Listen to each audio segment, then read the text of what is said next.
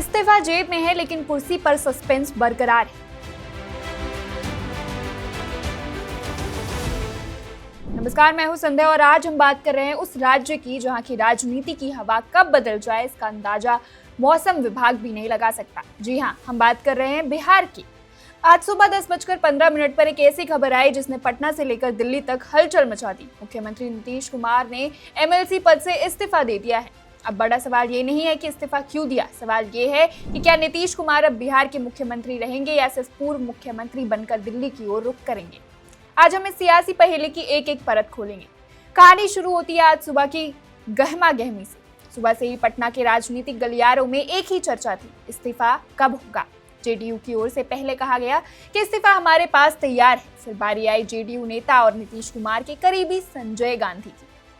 वो हाथ में एक लिफाफा लिए विधान परिषद पहुंचे। मीडिया के कैमरों ने उनके लिफाफे को घेर लिया।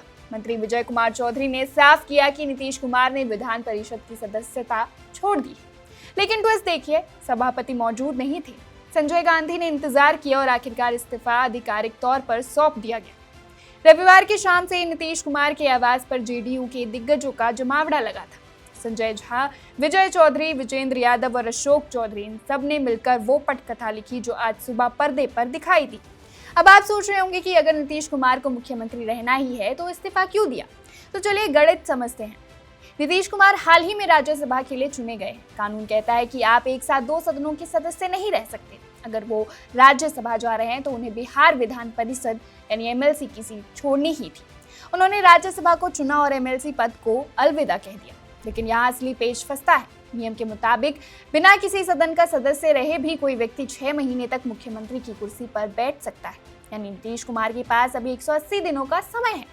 लेकिन क्या नीतीश कुमार इन 6 महीनों का इंतजार करेंगे या फिर बिहार को जल्द ही कोई नया चेहरा देखने को मिलने वाला है। बिहार की राजनीति में नीतीश कुमार को चाणक्य कहा जाता है। जो वो करते हैं उससे कई ज्यादा वो सोचते हैं जो वो नहीं दिखा रहे। चर्चा है कि नीतीश कुमार अब केंद्र की राजनीति में बड़ी भूमिका निभा सकते हैं। राज्यसभा की सदस्यता इस बात का पुख्ता सबूत है कि उनका अगला पड़ाव दिल्ली का संसद भवन हो सकता है। लेकिन बिहार का क्या जेडीयू में उत्तराधिकारी की तलाश पूरी हो गई है? नीतीश कुमार किसी भरोसेमंद साथी को अपनी कुर्सी सौंपकर खुद दिल्ली के किंग मेकर बनेंगे? पटना की मुख्यमंत्री आवास में चल रही बैठकों का दौर अभी थमा नहीं है। हर बीतता मिनट बिहार की सत्ता में एक बड़े बदलाव की आहट दे रहा है। नीतीश कुमार का इस्तीफा सिर्फ एक कागज का टुकड़ा नहीं है, बल्कि एक युग के अंत और एक नई शुरुआत का संकेत है। इस्तीफा तो हो गया, सदस्यता भी चली गई, लेकिन सस्पेंस अब भी उस कुर्सी पर है जिस पर नीतीश कुमार पिछले 2 दशकों से काबिज है। क्या नीतीश के जाने के बाद बिहार की राजनीति में कोई बड़ा तूफान आने वाला है या फिर ये एक सोची समझी शांति है किसी बड़े धमाके से पहले की? हमारी नजर बनी हुई है क्योंकि बिहार में खेला अभी खत्म नहीं हुआ है, बल्कि शायद अभी तो सिर्फ ये शुरुआत हुई। इस खबर से जुड़ी पल पल की अपडेट के लिए देखते रहिए one India Hindi. Subscribe to One India and never miss an update. Download the One India app now.